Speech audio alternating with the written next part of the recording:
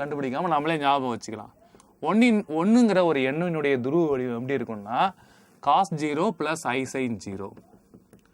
ஒன்றினுடைய துருவ வடிவம் cos 0 plus I sin 0. Minus ஒன்றினுடைய துருவ வடிவம் cos pi plus I sin pi. ஐயினுடைய துருவ வடிவம் cos pi by 2 plus I sin pi by 2. Minus ஐயினுடைய துருவ வடிவம் cos pi by 2 minus I sin pi by 2. So இந்த துருவ வடிவங்களை ஞாபகம் வச்சுக்கிட்டு அப்போ போட போகிற சம்ஸ்லாம் கொஞ்சம் ஈஸியாக நம்ம போட்டுடலாம். ஓகேவா? சரி, ஃபர்ஸ்ட் கொஸ்டின். தீர் எக்ஸ் பவர் 9 ப்ளஸ் எக்ஸின் அடுக்கு 5 மைனஸ் எக்ஸின் அடுக்கு 4 மைனஸ் 1 ஈக்குவல் டு 0 என்ற சமன்பாட்டை தீர். என்ற சமன்பாட்டை தீர். சமன்பாட்டினுடைய தீர்வை நம்ம கண்டுபிடிப்போம். சரியா?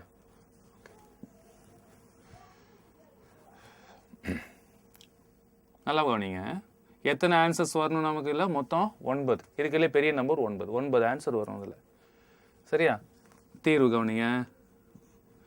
எக்ஸ் பவர் 9 ப்ளஸ் எக்ஸின் அடுக்கு 5 மைனஸ் எக்ஸின் அடுக்கு 4 மைனஸ் 1 ஈக்குவல் டு 0. இப்போ முதல் ரெண்டுத்தையும் பாரு. இங்கே எக்ஸின் அடுக்கு 9, எக்ஸின் அடுக்கு 5. இதில் எது அடுக்கு ரொம்ப குறைவு? எக்ஸின் அடுக்கு 5. எக்ஸு பொதுவாக இருக்குது.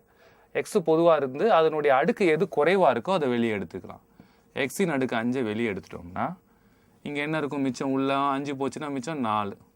இங்கே எக்ஸின் அடுக்கு 5 போயிடுச்சுன்னா இங்கே 1 தான் இருக்கும். இது ரெண்டுத்துக்கும் எது பொதுவாக இருக்குது பாருங்கள்? மைனஸ் பொதுவாக இருக்குது. வேறு ஏதாவது பொதுவாக இருக்கா? எதுவுமே இல்லை.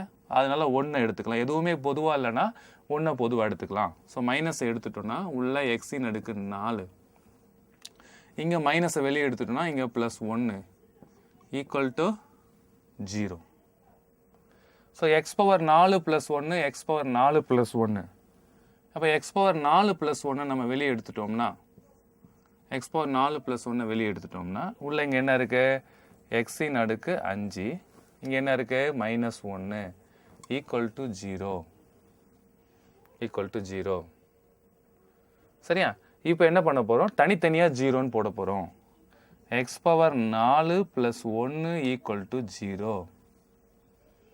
அப்போ எக்ஸ் பவர் 4 இந்த ப்ளஸ் 1 அந்த பக்கம் போனால் என்ன ஆகும்? மைனஸ் 1. சரியா? அப்போ X power 4 equal to minus 1 இருந்தால் எக்ஸ் என்னவா இருக்கும்?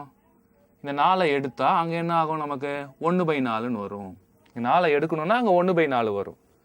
சரியா? மைனஸ் 1 அடுக்கு 1/4. இப்போ இதனுடைய 4ஆம் படி மூலத்தை நம்ம கண்டுபிடிக்கணும். மைனஸ் 1னுடைய 4ஆம் படி மூலத்தை நம்ம கண்டுபிடிக்கணும். ஸோ 4ஆம் படி மூலத்தை கண்டுபிடிக்கிறதுக்கு இந்த 4 ஸ்டெப்பை நம்ம ஃபாலோ பண்ணால் தான் நம்ம கண்டுபிடிக்க முடியும். கொடுக்கப்பட்ட எண்ணை துருவ வடிவில் எழுதுக. வீச்சுடன் 2k பையை கூட்டுக. டி மாய்வரின் தேற்றத்தை பயன்படுத்துக. k0 1 2 n-1 வரை பிரதியிடுக. அப்போ முதல் ஸ்டெப் துருவ வடிவம். இப்போ -1. -1னுடைய துருவ வடிவம் என்ன பார்த்துருக்குறோம்? cos pi plus I sin by.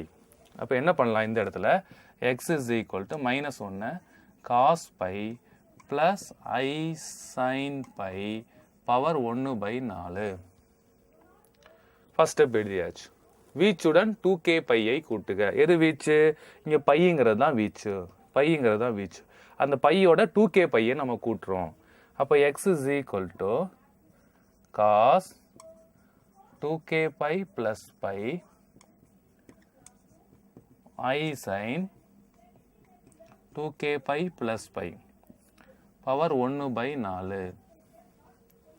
சரியா? ஓகே. வீச்சோட 2k பையை கூட்டியாச்சு. இந்த வீச்சோட 2k பையை கூட்டியாச்சு.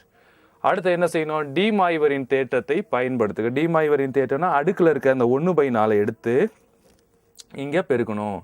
அப்போ அந்த 1/4 எடுக்கும்போது கீழே 4 வரும் இந்த கீழே. அப்போ x is equal to cos 2k pi plus pi pi 4 கீழே வரும். அதே மாதிரி இங்கே 4 கொண்டு வரும்பொழுது இந்த 4 கீழே வரும். I sin 2k pi plus pi pi 4. அடுத்து என்ன k ஈக்குவல் டு 0 1 2 n-1 வரை பிரதியிடு. இங்கே வந்து 4ங்கிறது தான் n. இந்த இடத்துல nங்கிறது 4 4ஆம் படி மூலம். அப்போ n-1னா 4 மைனஸ் 1 4 மைனஸ் 1னா 3 வரைக்கும். புரியுதா இல்லையா? அப்போ 4 கீழே 4 வந்தால் 3 வரைக்கும் போடணும் கேவோட மதிப்பு. k equal to 0 1 2 3. ஸோ இதை எடுத்து போட்டாச்சு. இதை எடுத்துட்டு போட்டுட்டோம். அடுத்தது என்ன இருக்குது? இங்கே ஒன்று இருக்கா இல்லையா? எக்ஸ் பவர் 5 மைனஸ் 1 இருக்கா இல்லையா? இப்போ இதை எடுத்துகிட்டு போடுவோம். X power 5 minus 1 equal to 0. அப்போ எக்ஸ் பவர் 5 மைனஸ் 1 அங்கே போனால் என்ன ஆகும்? ப்ளஸ் 1. அப்போ எக்ஸ் இஸ் ஈக்குவல் டு 1 அடுக்கு இந்த 5 எடுத்தோன்னா இங்கே என்ன வரும்? 1/5 வரும். அங்கே 5 எடுத்தால் இங்கே 1/5 வரும். Equal to X equal to இப்போ இந்த ஸ்டெப் 1 5ஆம் படி மூலத்தை கண்டுபிடிக்கும்.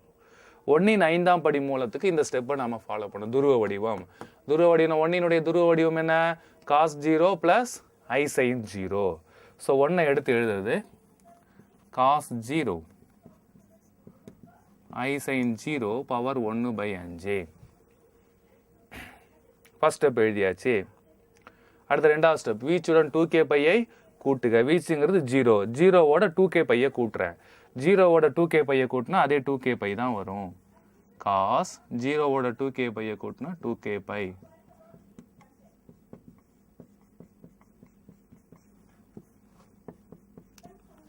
பையை கூட்டியாச்சு.